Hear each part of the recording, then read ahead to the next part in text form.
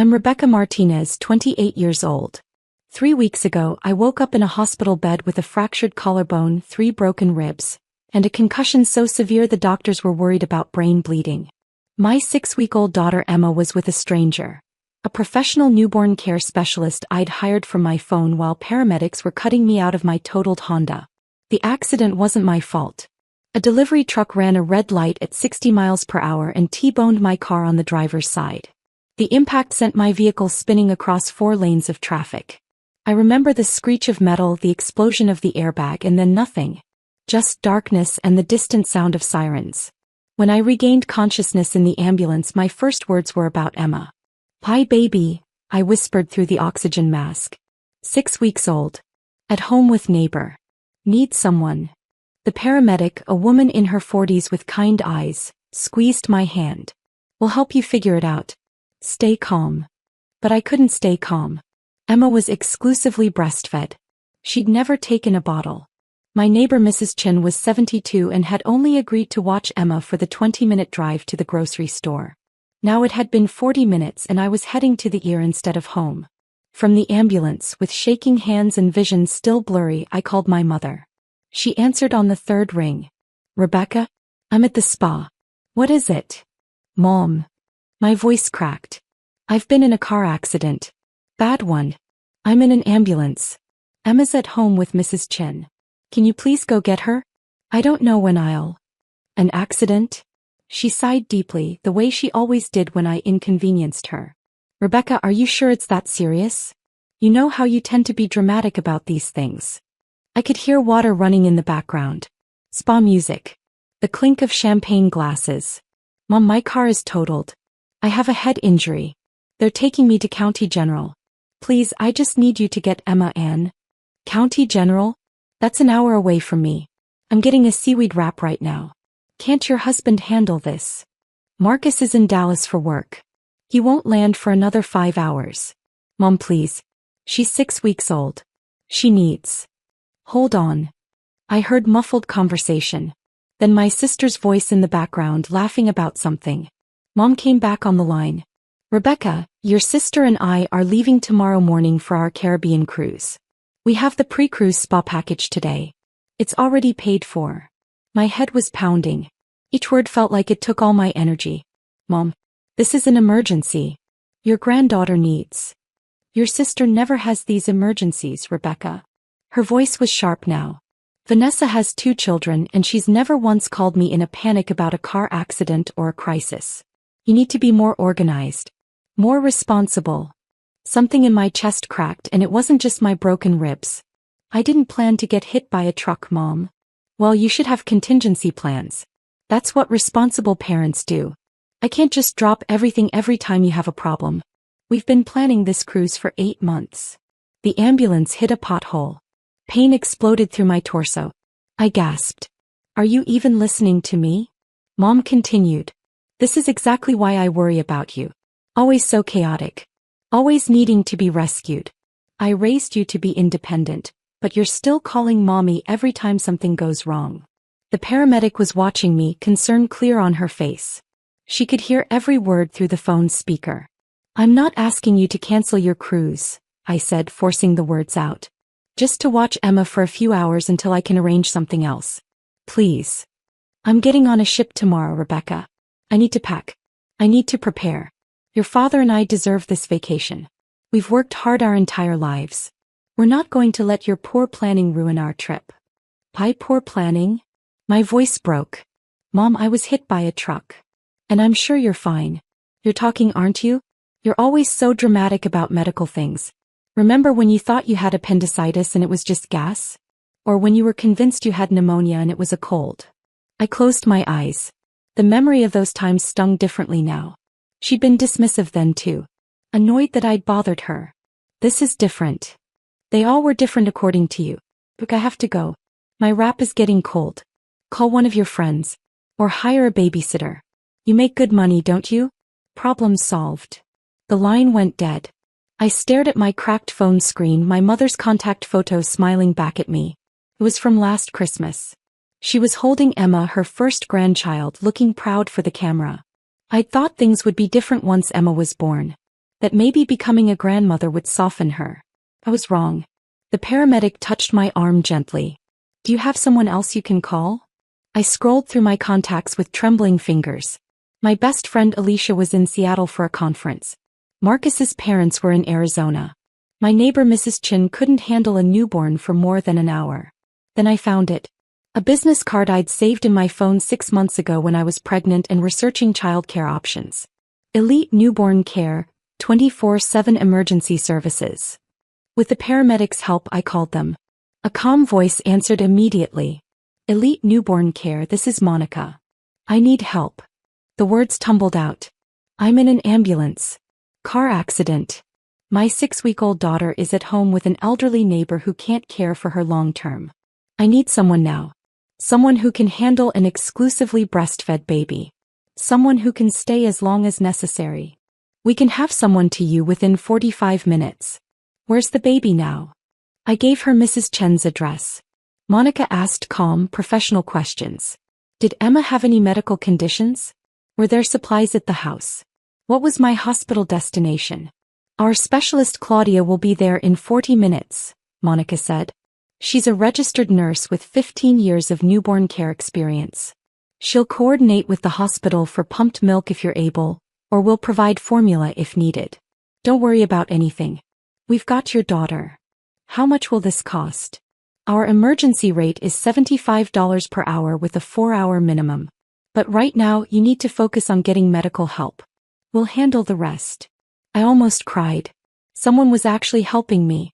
No judgment. No guilt. Just help. Thank you, I whispered. You're welcome, Mama. We'll take care of her like she's our own. If you're enjoying this story and want to hear what happened next, could you take just a second to hit that like button? It really helps me continue creating these stories. The year was chaos. Doctors, nurses, machines beeping, bright lights that made my head throb worse. They did a CT scan of my brain, x-rays of my chest and shoulder. The pain medication made everything fuzzy, but one thought stayed crystal clear. My mother had refused to help her own granddaughter. While they were stitching a gash on my forehead, my phone rang. Marcus. Babe. Oh my God, I just landed and saw your messages. Are you okay? Is Emma okay? I told him everything. The accident. Mom's refusal. The care service I'd hired. Your mom said no? His voice rose. She said no to watching her own grandchild during a medical emergency? She has a cruise tomorrow. I don't give a damn if she has a meeting with the Pope. You were in a car accident. He took a breath. I'm getting a flight back right now.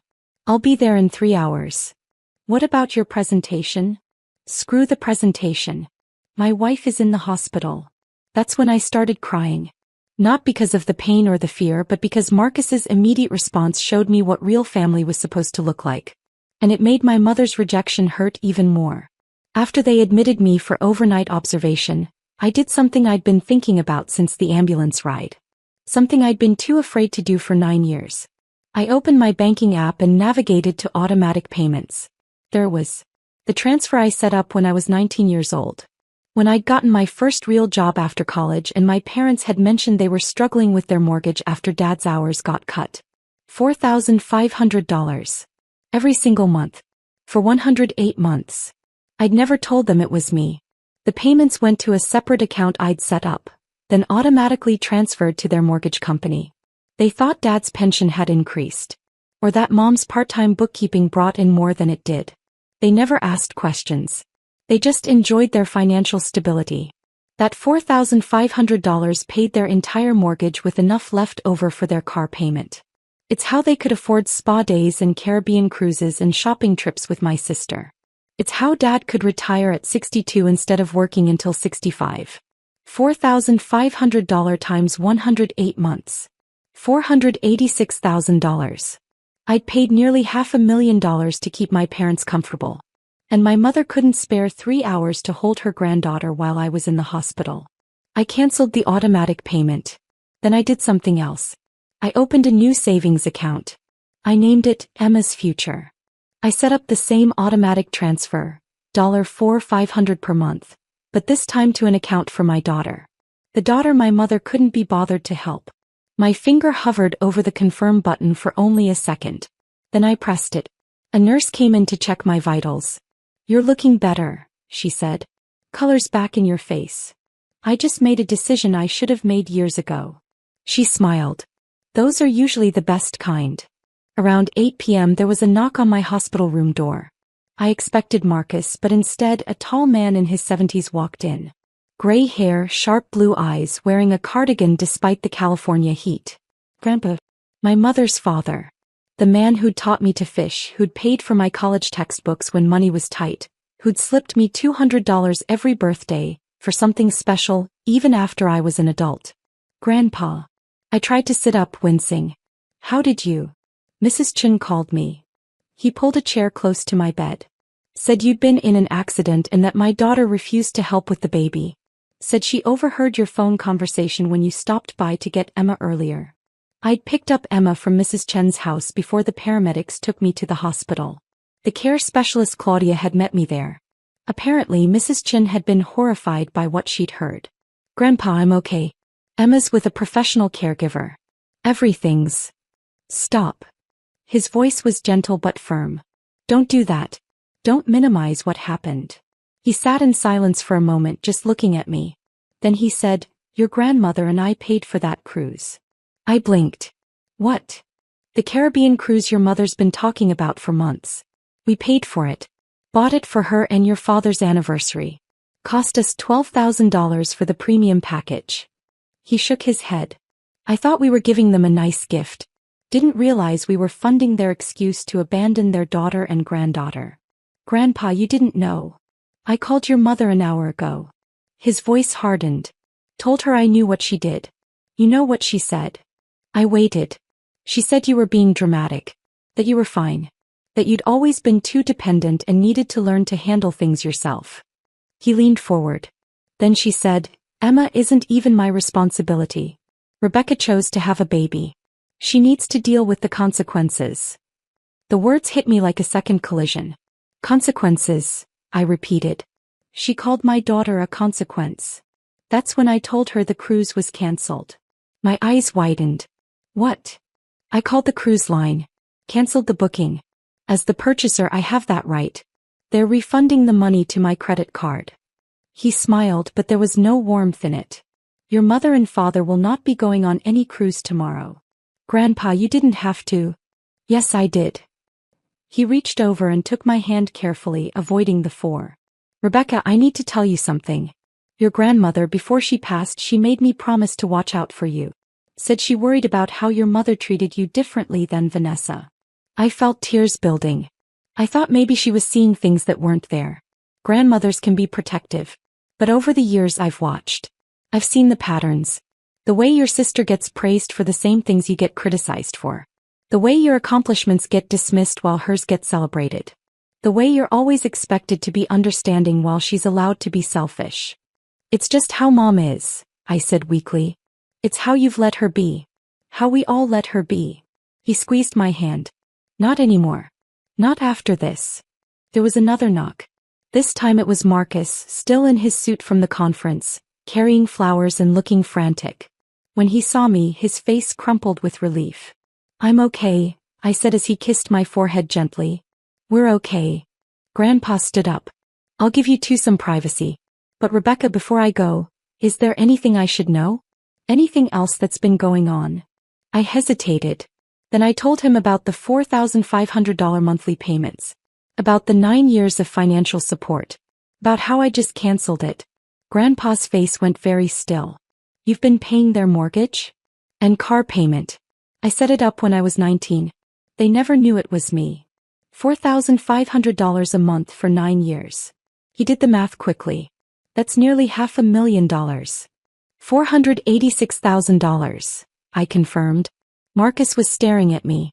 "You never told me." "I didn't tell anyone.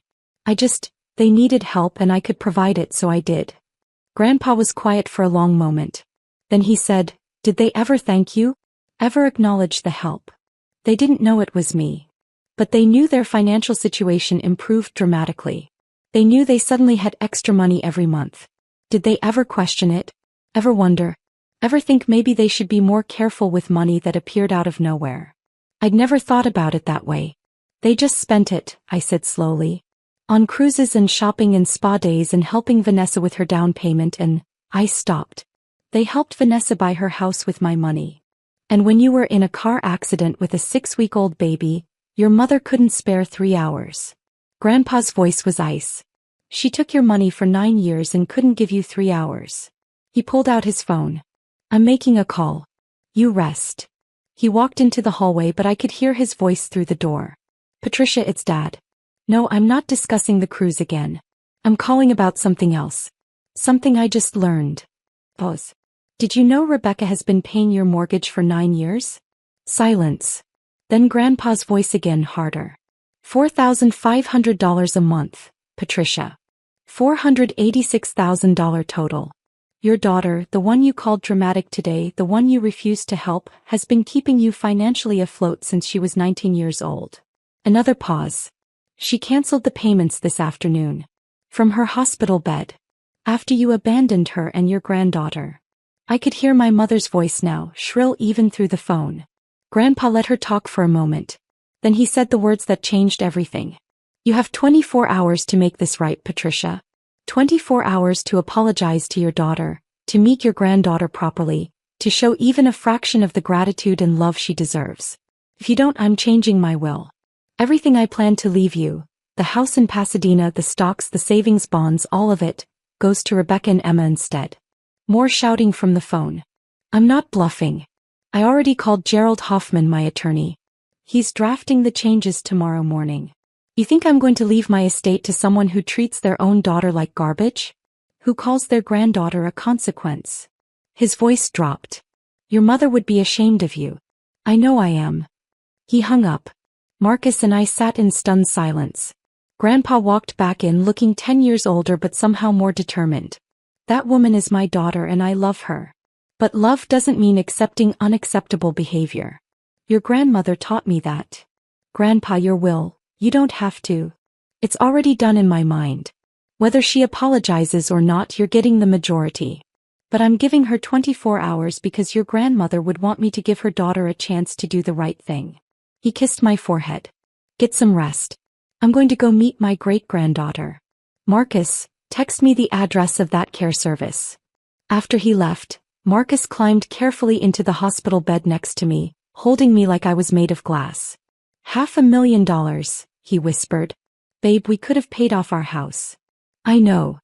We could have started Emma's college fund years ago. I know. Why didn't you tell me? I was quiet for a long time. Because then I'd have to admit what I already knew. That I was paying for love that should have been free. That I was buying my parents' approval. That no matter how much money I gave them, it would never be enough to make them treat me the way they treat Vanessa. He held me tighter. I'm sorry, he said. For what? For not seeing it sooner. For not protecting you from them. You did protect me. You flew home from Dallas in the middle of your biggest presentation of the year. That's just basic human decency, Beck. That's the bare minimum. Exactly, I said. And my mother couldn't even manage that. My phone started ringing around 10 p.m. I declined the call. She called again. Declined. Then texts started coming through. Rebecca, we need to talk about this misunderstanding. Your grandfather is being completely unreasonable. I never said I wouldn't help. You didn't give me a chance to explain. You're tearing this family apart over a simple miscommunication. I blocked the number. Then my sister called. What the hell did you do? Vanessa's voice was sharp. Mom is hysterical. The cruise is canceled. Grandpa is threatening to cut her out of the will. All because you got in a fender bender and Mom couldn't drop everything immediately. It wasn't a fender bender. I have 3 broken ribs and a fractured collarbone. Well, you're clearly fine enough to cause family drama. Do you know how much Mom was looking forward to this cruise? Do you know how hard she's been working? Working? I almost laughed.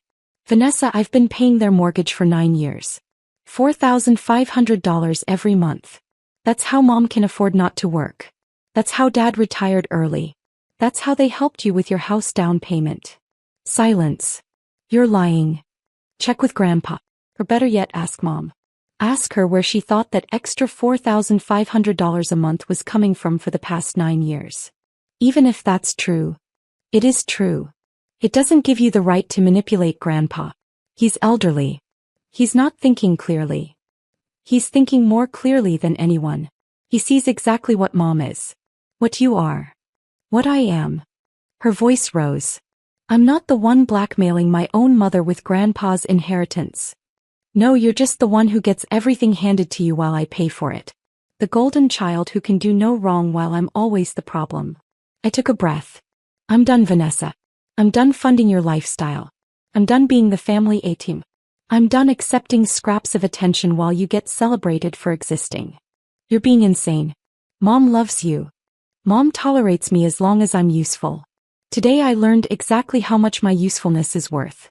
3 hours. She couldn't give me 3 hours for her granddaughter. She had plans. I had a head injury. Vanessa was quiet for a moment. Then, you know what? Fine. Keep Grandpa's money. Keep your victim mentality. But don't expect me to feel sorry for you when you end up alone because you pushed everyone away. She hung up. Marcus had been listening to the whole conversation. You okay? Actually, yeah. And I meant it. For the first time in a long time I feel like I can breathe. The next morning I was discharged with strict instructions to rest for 2 weeks. Marcus brought Emma to the hospital and I held my daughter for the first time since the accident. She was perfect. Healthy. Content. Claudia, the care specialist, had done an amazing job. She kept detailed notes about feeding times, diaper changes, sleep patterns. She'd even pumped and stored the breast milk the hospital had helped me express. You have a beautiful daughter, Claudia said as she gathered her things. And you're a strong mama. Not many women could make the calls you made from an ambulance. I had help. Thank you for being there when my own mother wouldn't. She smiled sadly. Family is who shows up. Remember that. We went home to flowers. Dozens of bouquets from friends, from Marcus's co-workers, from neighbors. Cards wishing me a speedy recovery. Nothing from my parents. Nothing from my sister. But there was something from Grandpa. A large box with a note. For Emma's future. Because she deserves grandparents who choose her first. Love, Grandpa Joe. Inside were savings bonds. $50,000 worth. I cried. The 24-hour deadline passed. No apology came. No phone call. No text. Grandpa's attorney called the next day to confirm the will had been changed. Rebecca Martinez and Emma Martinez were now the primary beneficiaries. My mother would receive $10,000, enough for a nice vacation but not enough to maintain the lifestyle my money funded. 2 weeks after the accident, my mother's mortgage payment bounced. Then their car payment. I know because she called from a number I didn't have blocked. Rebecca, there's been some kind of mistake with our mortgage. The payment didn't go through. Can you check your end? I took a deep breath. There's no mistake, Mom. I canceled the payments. What? Why would you? She stopped. Wait, that was you? All these years, that was you sending the money. Every month since I was 19. But we thought, your father's pension was barely enough to cover your utilities. I covered everything else. For 9 years. Rebecca, you can't just stop. We'll lose the house. We'll lose everything. Like I almost lost everything when that truck hit me. When I was alone in the ambulance, terrified, calling my mother for help and getting rejected. I apologized for that. I called Grandpa and... You called Grandpa to save your inheritance. You never apologized to me. Silence. Mom, you had 9 years of financial support from me. 9 years I gave freely, expecting nothing in return except maybe to be treated like I mattered. Like I was worth 3 hours of your time during a medical emergency. You couldn't even give me that. Rebecca, please. We're your parents. You can't just abandon us. The irony was so thick I almost choked on it. You abandoned me first. You abandoned your granddaughter. You made your choice when you chose a cruise over your daughter's emergency. Now I'm making mine. What about family loyalty? What about it? Where was your loyalty when I was being cut out of a car? Where was your loyalty when your 6-week-old granddaughter needed you? We can work this out. We can go to family therapy. We can. No. The word felt powerful. Final. I'm done working things out. I'm done being the only one who tries. I'm done paying for love that should be free. I hung up. The calls came in waves after that. Mom, Dad, Vanessa, even some cousins I barely knew. All of them with the same message. I was tearing the family apart. I was being vindictive. I was overreacting. Not one of them asked if I was okay. Not one asked about Emma. Not one acknowledged that my mother's refusal to help during a medical emergency was the actual problem. I blocked them all. Grandpa visited every week. He'd hold Emma and tell her stories about her great-grandmother. He'd ask about my recovery. He'd bring groceries and help around the house. "You're doing the right thing," he told me one afternoon. "It takes courage to walk away from toxicity even when it's family. Especially when it's family. Do you think she'll ever understand?" Honestly, probably not. People like your mother, they see themselves as the victim in every story. You'll always be the ungrateful daughter who cut her off, not the generous child who supported her for years or the injured mother who needed basic help. That's sad. It is. But it's not your responsibility to fix her perspective. Your responsibility is to Emma. To yourself. To building the family you deserve. He was right. 3 months later, I heard through a mutual friend that my parents had downsized to a smaller condo. That they'd sold their car and bought something more economical. That my mother had taken a full-time bookkeeping job. They were learning to live within their actual means for the first time in 9 years. I felt no satisfaction in their struggles. But I felt no guilt either. 6 months after the accident, Marcus got promoted. We used his bonus to start Emma's college fund. The same $4,500 a month I'd been sending my parents now going into an account for our daughter. In 18 years, at that rate, Emma would have nearly $1 million for her education. $1 million she'd never have to pay back. $1 million given freely with love because that's what parents do. 1 year after the accident, I got a letter. Not from my mother but from my sister. "Rebecca, I'm writing because I finally understand what you tried to tell me. Mom asked me to start helping with their bills. She said it was temporary just until they got back on their feet. That turned into monthly requests for money. Then weekly. Then almost daily. She's asked me for $47,000 so far this year. I've given her $23,000. My husband is furious. My marriage is struggling. And when I told Mom I couldn't give any more, she called me selfish. Ungrateful.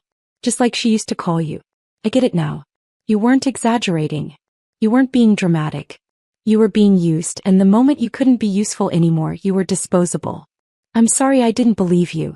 I'm sorry I chose her over you. I understand if you never want to talk to me again. But I wanted you to know, you were right about everything. Your sister Vanessa." I read the letter 3 times. Part of me wanted to feel vindicated. To say, "I told you so." To welcome her into the club of daughters who'd finally seen through our mother's manipulation. But mostly I just felt tired. I wrote back. Not a long letter. Just a short note. "Vanessa, thank you for your honesty. I hope you find the courage to set boundaries like I did. You deserve better than being an ATM. I'm not ready to rebuild a relationship yet. Maybe someday. But I appreciate you acknowledging the truth. Take care of yourself, Rebecca." I didn't hear from her again. And that was okay. Emma is 2 years old now. She's funny and fierce and doesn't know anything about the grandmother who called her a consequence. She knows Grandpa Joe, who visits every Sunday and reads her the same stories he read to me. She knows Marcus's parents, who flew from Arizona to help when she had croup and never once complained. She knows family is the people who show up. Last week, we were at the park when another mother asked if Emma's grandparents ever visit. "Oh yes," I said, watching Emma giggle as Grandpa pushed her on the swing. "Her grandfather comes every week." "What about your parents?" I smiled. "That is my parent. The one who matters." The woman looked confused but didn't press. "Here's what I've learned in the 2 years since that car accident. Some people will only value you for what you provide. The moment you stop providing it, they'll show you exactly who they are. Believe them. Don't waste years trying to earn love that should have been freely given." I think about that $486,000 sometimes. $500,000 I'll never get back. Money that could have changed my life in a dozen different ways. But I also think about what I gained by cutting them off. Peace. Self-respect. A clear understanding of my worth. A family built on genuine love rather than obligation and guilt. That's worth more than any dollar amount. My mother sends a card every year on Emma's birthday. I don't open them. They go straight into a box in the garage. Maybe one day Emma will want to know about that side of her family. Maybe she'll want to read them. But right now she's got everything she needs. Parents who choose her every single day, a great-grandfather who adores her, and a future funded by love instead of guilt. If there's someone out there listening to this who's been the family ATM, who's been paying for love that should be free, who's been diminished and dismissed and told they're dramatic when they express legitimate needs, I want you to know something. You are not obligated to fund your own mistreatment. You are not required to finance people who refuse to show up for you. You are allowed to keep your money, your time, and your energy for people who actually value you. And if walking away means losing people who only loved what you could give them, you weren't losing family. You were losing users. There's a difference. My name is Rebecca Martinez. I'm 30 years old. I'm a mother, a wife, and a granddaughter. I used to be a daughter and a sister too, but I'm learning that DNA doesn't make you family. Loyalty does. Respect does. Showing up does. 2 years ago, my mother refused to watch my newborn during my car accident because she had cruise tickets. Now she works full-time to afford a life she used to take for granted. My grandfather changed his will to protect the granddaughter who needed protecting. Me. I'm thriving. We're thriving. Because sometimes the best revenge isn't revenge at all. It's building a beautiful life with people who actually deserve to be in it. If you found strength in this story, drop a comment below and let me know where you're listening from. And if you've set similar boundaries with toxic family members, you're not alone. We're all out here building better families one choice at a time.